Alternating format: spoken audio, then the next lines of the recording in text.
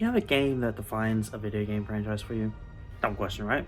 Everyone has at least one or two. For me, when it comes to something like Sonic the Hedgehog, there's two that stick out in my mind. Sonic Heroes, because it was my very first Sonic game, and Sonic Colors, which was the game that really got me back into the Sonic the Hedgehog franchise. But still worth picking up today? I'm gonna take a look at that, and I'm gonna be reviewing Sonic Colors Ultimate version on the PlayStation 4. But letting you know right now, I think you're better off just getting the Wii version. Sonic Colors began development after Sonic Unleashed was completed. The idea was to keep the core gameplay introduced in Unleashed for the 3D sphere, namely the boost. The idea was to have Sonic Colors be a jumping point to new fans, and introduction to those who may be unfamiliar with the blue blur, and I think they accomplished that well. Takashi Iizuka was placed in the producer's chair with Mario Kishimoto directing it. The story was also written by those who contributed to Happy Tree Friends. I haven't watched much of Happy Tree Friends, but I know that's a major tonal shift from that to this. My first experience with this game was when a friend of mine played it when I was over at their place for a sleepover, I think. It looked so good and just seemed like a lot of fun. A few months later, I got my own copy. I still have that copy today. I've got so many memories with this game. Also, starting with this game, a new voice cast would be taking over, with Roger Craig Smith taking the lead role of Sonic. Now I do have to be a bit biased here. I love his role in Sonic. Though his direction may have been questionable in Frontiers, the man can pull off the voice really well. No copyright law in the universe is going to stop me! Voicing Tails in this game is Kate Higgins of Naruto fame. I know she's got a lot more roles under her belt, but that's probably one of her most well-known ones. And honestly, I really like her Tails. It's really fitting for Sonic's best buddy. I just wish she could have stuck around for a few more games though. Where am I? Why is my nose hair tingling? Lousy, cheap alien energy. Strangely, the only one returning from the 4Kids cast is Mike Pollock as Dr. Eggman. I guess they couldn't find anyone who could pull off the titular Mad Doctor. And personal opinions aside about the man, I think it makes sense he stayed on. His voice as Dr. Eggman is iconic for a reason after all. I think I gloated so hard I pulled a muscle.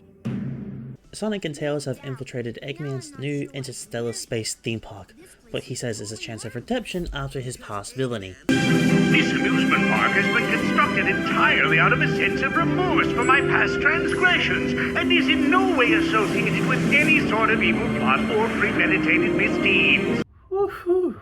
Well, thank goodness for that. Of course, Sonic doesn't buy that given Eggman's track record, decides to take Tails to check it out for himself. And it doesn't take long for him to be proven right, as they quickly spot a couple of aliens being chased, where Sonic does his thing. Not long after, one of the wisps goes into him and he uses its power. They quickly learn that Eggman is planning on using the wisp's power to make a giant mind control beam to take over the world. Not surprising, really. It becomes a very simple story here. They take out generators, fight robots, Eggman's plan blows up in his face, quite literally leading to a final showdown. It's a classic Sonic vs. Eggman story through and through, and I like that. Sonic games don't need a big story, and I've always preferred the more simple stories. Overall, I don't have too much to say about the story, but some jokes kind of overstay their welcome to me. Baldy nose hair! That's the best thing I've heard all day! I gotta remember that one. The gameplay is very simple. You get from point A to point B, and doing so as fast as you can. You've got the boost returning from Sonic Unleashed, his homing attack, and the additional wisp powers. These are introduced in the game and they're really vitalized here as both methods of exploration and progression. Whether it's zipping by with a cyan laser or absolutely wrecking robot shit with frenzy, you're bound to find a use for all of these powers. Added to the Ultimate version is the Jade Wisp with its ghost power.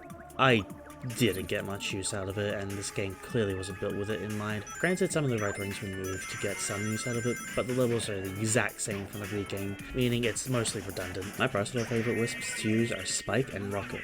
Spike sticks to large surfaces and is immune to spikes, and also has the Spin Dash. And Rocket is just fun. Sonic just goes high into the air and you could get some rings and red rings this way. The environments are gorgeous and they look just as good on the Wii version. The Ultimate version definitely makes it pop out, but I think something went wrong with some of the lighting. I had a hell of a time struggling against this jerk in Aquarium Park and Terminal Velocity because I cannot tell for the life of me where the beams are going to be until they're fired. Terminal Velocity I feel gets the worst of this. I remember struggling with this section in my first playthrough. The sound design took a massive hit in the Ultimate version too. There's a section in Starlight Carnival where I was expecting the hiss from the crush obstacles when they hit the floor, but nothing. Why did this happen? Was this rushed to release? You also have no lives, which is great, meaning you have unlimited attempts to go through a level. Instead you have this, what I like to call the Tails counter. If you're collecting the optional red rings to fall down a bottomless pit, Tails lifts you to the last platform you touched, and you keep the red ring you grabbed. It's a great feature, honestly, and when I happened to get the red rings, this relieved a lot of stress. Cutscenes, for the most part, feel dated, which is a shame. I remember these looking so good on the Wii version. I think they're practically the same ones from that version too, just upscaled. And badly too. And the music. Oh man, some of the tracks in the Ultimate version are just missing something. The thing is, with Sonic Colors, its music was already fantastic. The boss remixes I don't mind too much, as there were already some of my favorite tracks already, but stages, I don't know, it feels like something's missing. Speaking of bosses, they're large, in charge, and surprisingly some of my favorite parts of this game. Look at me wailing on the Starlight Carnival boss, or how quick it took me to take out the Tropical Resort boss.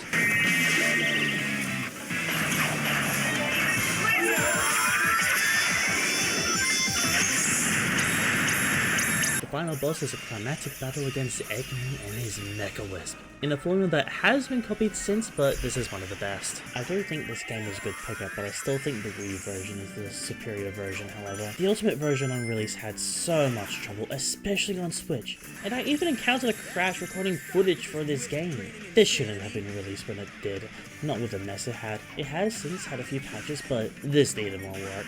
The Wii version has enough to be playable today, though I do understand that this version is something you want to pick up. I realize I didn't spend much time on the extra content, but that's because it doesn't interest me. There's a kind of arcade mode you can play and eventually get all the Chaos Emeralds to unlock Supersonic. That's what you collect the red rings for. And the Egg Shuttle, basically a marathon of all the levels at once. Overall, with the main story looking to be about 2 to 4 hours, you're also getting a bunch of free playability. Sonic Colors Ultimate is still being sold digitally for about $60, and I don't think it's worth it, and pre-owned copies from places like EB Games aren't much better. I think it's just better trying to get a copy of the Wii version, or emulate it if you're that desperate. It's a shame too. With a bit more polish, Sonic Colors Ultimate would have been a great release for new people to try, but as it still is, not a chance. With a bit more time and polish, I think Sonic Team would have been able to put out a great remaster of Sonic Colors, and this version just didn't do it.